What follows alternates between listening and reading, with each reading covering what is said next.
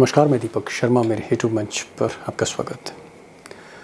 दोस्तों, मोदी जी और मोदी जी के चहेतों के दिन अच्छे नहीं दिख रहे। रोज एक नया घपला देश के सामने आ रहा है और रोज मोदी जी का सिस्टम बेनकाब होता चला जा रहा है।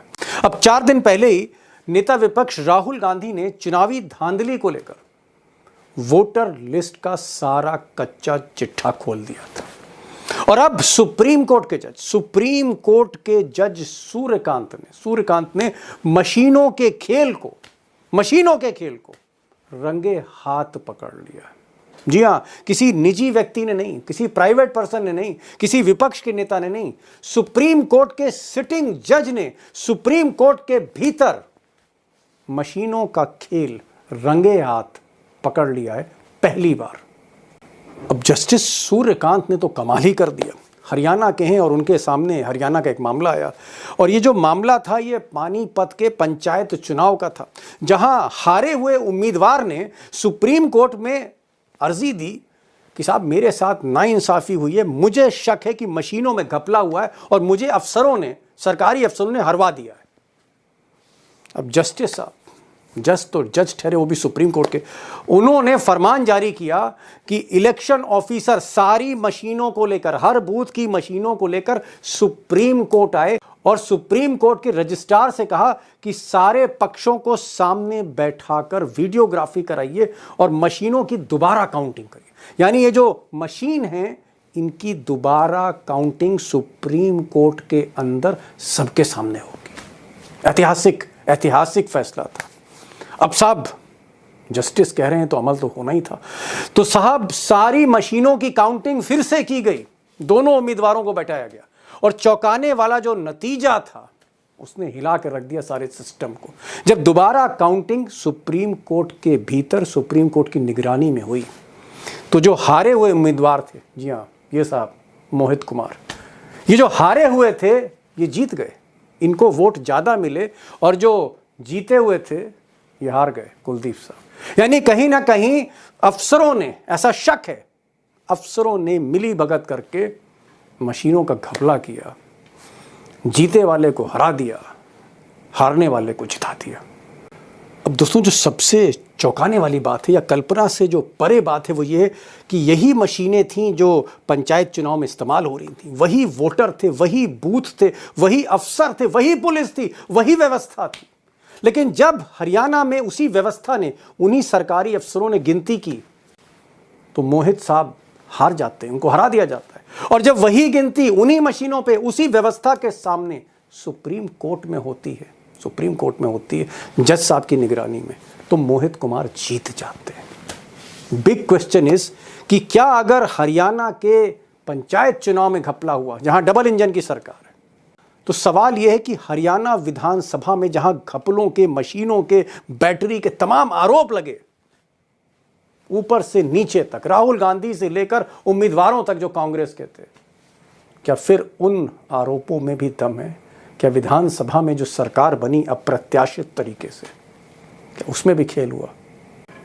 और सवाल ये भी है कि अगर वोटर लिस्ट में बड़े पैमाने पर घपला हुआ, मशीनों में घपला हुआ, रंगे हाथ घपले सब पकड़े जा रहे हैं, तो क्या महाराष्ट्र विधानसभा में, जहां चांसेस महाविकास अघाड़ी यानी इंडिया अलायंस के जीतने की थी, शरद पवार, उद्धव ठाकरे और राहुल गांधी के जीतने के चांसेस थे, क्या वहां पर भी खेल हुआ? और मैं बात इसलिए कह रहा हूं क्योंकि आरोप बार बार लगाए गए कि बेईमानी महाराष्ट्र में हुई है, बेईमानी हरियाणा में हुई, बेईमानी और राज्य में हुई। खासकर राहुल गांधी जो एविडेंस दे रहे हैं, जो आरोप लगा रहे हैं, क्या उनमें वाकई दम है, सच्चाई है? महाराष्ट्र में इन्होंने चीटिंग की। हमने सवाल पूछे इलेक्शन कमीशन से, वोटर लिस्ट दिखाइए, इन्होंने वोटर लिस्ट नहीं दिखाई। हमने कहा कि वीडियोग्राफी दिखा दीजिए, वीडियोग्राफी का कानून बदल दिया। 1 करोड़ नए वोटर्स आए थे महाराष्ट्र में और इलेक्शन चोरी किया। ठीक है, कर्नाटक में हमने रिसर्च की है थोड़ी, कर्नाटक में हमने भयंकर चोरी पकड़ी है। अब दोस्तों, मैंने पहले भी कहा था कि मोदी जी और उनके जो चहेते नेता हों, अफसर हों, जो भी हों, उनके दिन अच्छे नहीं लग रहे, क्योंकि रोज रोज कोई घपला सामने आ रहा है चुनावी धांधली को लेकर। कहने वाले तो ये भी कह रहे हैं कि मोदी जी के बनारस में भी खेल हुआ है। मोदी जी पहले ट्रेल कर रहे थे, 2024 में, जब लोकसभा चुनाव की काउंटिंग चल रही थी जून के महीने में।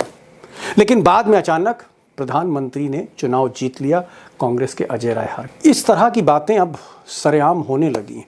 और आज इन सब के बीच सुप्रीम कोर्ट ने फिर से आयोग की चूड़ी कसी है। सुप्रीम कोर्ट ने कहा ये जो 65 लाख वोटर हैं जिनके नाम आपने काट दिए, कृपया करके उनकी लिस्ट, वो जो लिस्ट है जिसमें नाम कटे, वो लिस्ट सार्वजनिक करिए। वो चाहे ब्लॉक हो, चाहे कस्बा हो, चाहे शहर हो, वहां पर लिस्ट लगाइए, क्योंकि लोगों को जानने का हक है कि किस वजह से उनका नाम वोटर लिस्ट से काटा गया। सुप्रीम कोर्ट का यह भी कहना था कि किसी भी कीमत पर अगर कोई हिंदुस्तान का नागरिक है, 18 साल के ऊपर है, उसके मताधिकार को छीना नहीं जा सकता। अब ये बहुत बोल्ड स्टेटमेंट है। सीधे सीधे ये स्टेटमेंट मोदी जी के सिस्टम को, डबल इंजन की सरकारों को सीधे हिट करता है।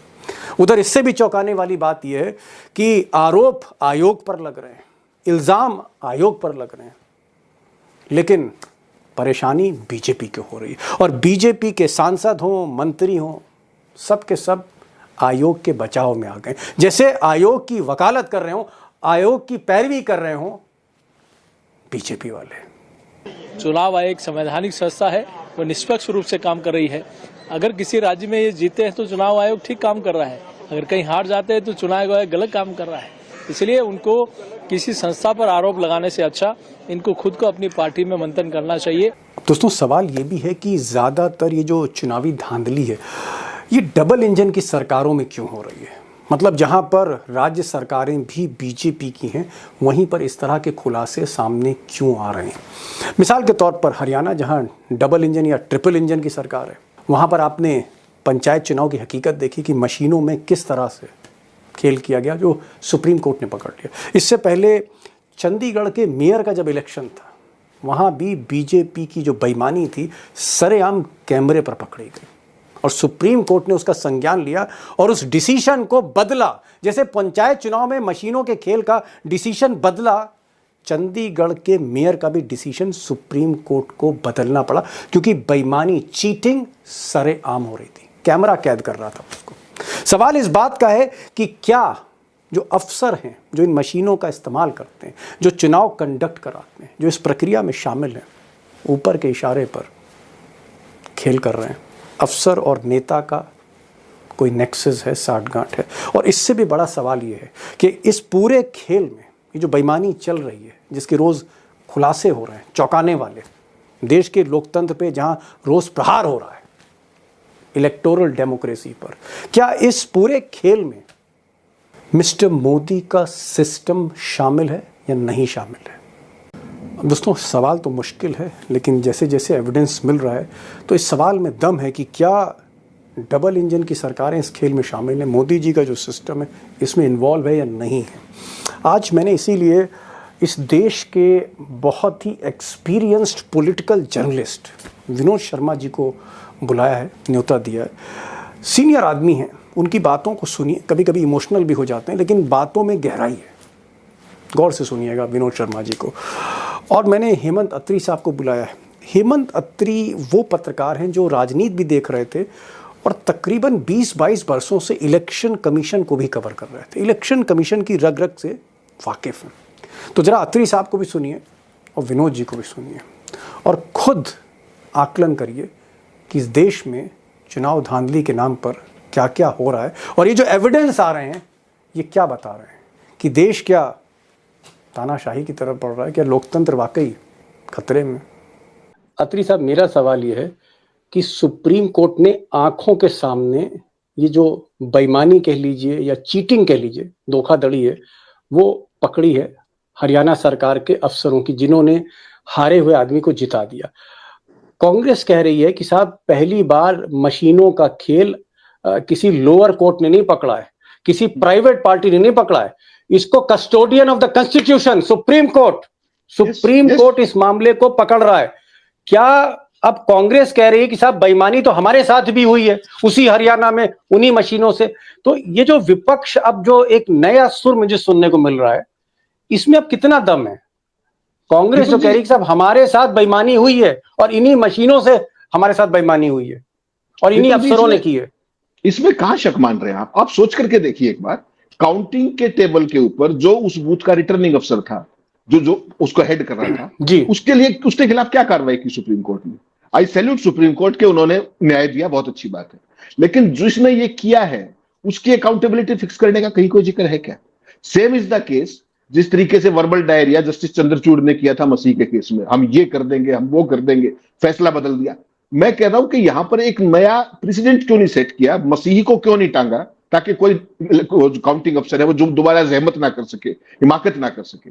और इस केस के अंदर भी उसको तो न्याय मिल गया, लेकिन जिन्होंने ये खेल किया था, क्या उसको ऐसी सजा नहीं देनी चाहिए थी कि पूरे देश के अंदर वो नजीर बने और कोई हिम्मत ना कर पाई ये सब करने की? डेमोक्रेसी की लूट है ये, डकैती है ये। तो सुप्रीम कोर्ट ने क्या एक्शन लिया? ठीक है, न्याय मिल गया एक पक्ष, लेकिन जो लोग इस पूरे खेल में थे, रिटर्निंग अफसर जो टेबल पे था, उसके बाद जो सॉरी काउंटिंग अफसर, उसके बाद रिटर्निंग अफसर, और उसके बाद डीएम, और स्टेट इलेक्शन कमीशन तक ये बक जाती है। This has cause such a bad name for the state. आप सोच सकते हैं एक सरपंच के मामले में जब ये हो सकता है, एक मेयर के मामले में जब ये हो सकता है, तो आपको क्या लगता है विधानसभा और लोकसभा बख्श देंगे क्या किसी को? और कौन जिम्मेदार है उसके लिए? और ज्ञानेश कुमार गुप्ता क्या कह रहे हैं कि मैंने नया चुनाव आयोग बना दिया, तो ये नया चुनाव आ गया आपका। सुप्रीम कोर्ट का मशीनों को बुलाना और अपने सामने काउंटिंग कराना, उसकी वीडियोग्राफी कराना। और एक चीज और समझ लीजिएगा, इलेक्शन कमीशन ने क्या खेल किया ज्ञानेश कुमार गुप्ता के, हम 45 दिन के बाद वीडियोग्राफी को खत्म कर देंगे, और ये काउंटिंग 3.5 साल बाद रिकाउंटिंग हो रही है। तो अगर वो खत्म कर दी गई होती है तो सुप्रीम कोर्ट क्या करता है इस केस में, सोचना पड़ेगा। तो चुनाव आयोग जा किस तरफ रहा है? कहता है ट्रांसपेरेंसी है, और करता क्या है, ये सोचना पड़ेगा। मैं आऊंगा इस खेल पर, आऊंगा आपके पास। जरा मैं विनोद जी के पास जा रहा हूं, एक जरा मैं पॉलिटिकल एक व्यू ले लूं विनोद जी से। मेरा सवाल सर ये है, क्योंकि आपने तो एक उम्र गुजार दी इलेक्शन कवर करते करते, जिस तरह से ये जो मशीनें हैं, मशीनों की जब चेकिंग होती है और सुप्रीम कोर्ट करता है, वीडियोग्राफी कराता है, सारी अदालत बैठती है, तब मशीनें जो है सच बोलती हैं और हारा हुआ आदमी जीत जाता है, जीता हुआ आदमी हार जाता है। क्या आपको लगता है कि जो इलेक्शन सिस्टम है हमारा, जिसमें डीएम हो, रिटर्निंग ऑफिसर या सरकारी अधिकारी हो, क्या ये सब लोग कहीं ना कहीं बेईमानी में शामिल हैं? और ये जो मशीनों की जो पोल खोली है सुप्रीम कोर्ट ने, ये साबित कर रहा है कि देश का इलेक्शन सिस्टम इस वक्त चीटिंग चीटिंग चीटिंग के अलावा कुछ नहीं है। हमारी पूरी सिविल सर्विसेज, हमारी पूरी ब्यूरोक्रेसी जो है उसका राजनीतिकरण हो गया है। ओके। और वो उतनी ईमानदार है जितना कि कोई राजनेता। ओके, ये बात हम क्लियर कर लें अपने दिमाग में। मतलब नेता बेईमान जितना है उतना ही अफसर बेईमान है। कि आपने हाल ही के दिनों में अभी खेमका ने एक बड़ा अच्छा बयान दिया है। जी हाँ, जो आईएएस ईमानदार अफसर तबादला होता था, उसने कहा भाई ठीक है, जो आप सर्विस में परमानेंट है, आपको सबसे ज्यादा डर किस बात पे है कि आपका तबादला हो जाएगा। लेकिन अगर आप एक्सटेंशन पे हैं और किसी अहम ओहदे पे लगे हुए हैं, तो आपको ये डर होगा कि आपकी नौकरी चली जाएगी। आप फर्क समझ रहे हैं जी? टेम्परेरी अपॉइंटमेंट्स का, एड हॉक अपॉइंटमेंट्स का फर्क समझ रहे हैं आप? ये जो सिस्टम है, इसको सबॉन किया हुआ है, इसको अंडरमाइन किया हुआ है पॉलिटिकल क्लास ने। एक चीज क्या आपको ऐसा लगता है कि मशीनें मुफ्त में बदनाम हो रही हैं? सारा का सारा किया धरा उन लोगों का है जो मशीनों को इस्तेमाल कर रहा है, यानी जो लोग चुनाव करा रहे हैं वो गड़बड़ है या मशीन गड़बड़ है? मैं आपसे पूछना चाह रहा हूं। ये इसके दो पक्ष हैं दीपक। देखिए, जिसमें बाबा रास्ता हमारे माननीय प्रधानमंत्री ने एक समय पे प्रकट की, जो कि एक भारी बहुत मित्र होता था डोनाल्ड ट्रंप का, और जिसने एक बड़ी सुंदर इलेक्ट्रिक कार बनाई थी, उसने कहा है कि electronic voting is unreliable. Elon Musk ने बोला है, और उससे ज्यादा तो नहीं जानते ये लोग। उसने कहा है कि एलन मस्क ने कहा है कि इलेक्ट्रॉनिक वोटिंग इज अनरिलायबल, और अमेरिका में नहीं है इलेक्ट्रॉनिक वोटिंग। हाँ, मशीनें नहीं है, इस्तेमाल फिजिकल बैलेटिंग होती है।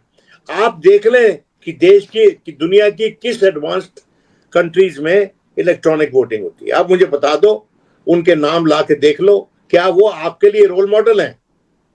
विनोद शर्मा बड़े वरिष्ठ पत्रकार, और ये कह रहे हैं कि भाई जो इस मशीनों को जो लोग ऑपरेट कर रहे हैं, दरअसल गड़बड़ वहीं पर है। और एक और बड़ी बात कही, उन्होंने कहा जो अफसर इलेक्शन करवाते हैं उनमें और जो सत्ता में बैठे नेता हैं कोई फर्क नहीं है, अगर नेता बेईमान है तो अफसर भी बेईमान है, ये इनका कहना है।